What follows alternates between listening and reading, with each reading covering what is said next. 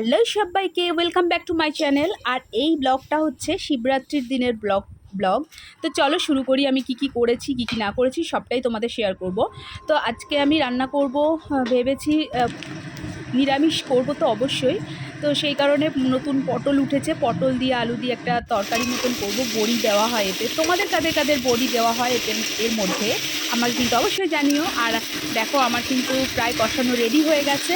আর তোমরা এই কষানোর মধ্যে কে কে গরম জল দিয়ে এটাকে দিয়ে দাও সেটা আমাকে জানিও। আমি কিন্তু গরম জল দিয়ে দিই, আলাদাভাবে গরম জলটাকে ফুটিয়ে নিয়েছি, নিয়ে তার সেটা দিয়ে দিয়েছি।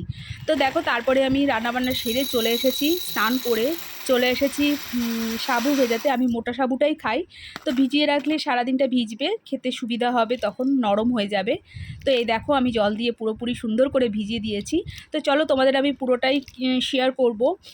খুবই ব্যস্ততার মধ্যেও ছিলাম, তো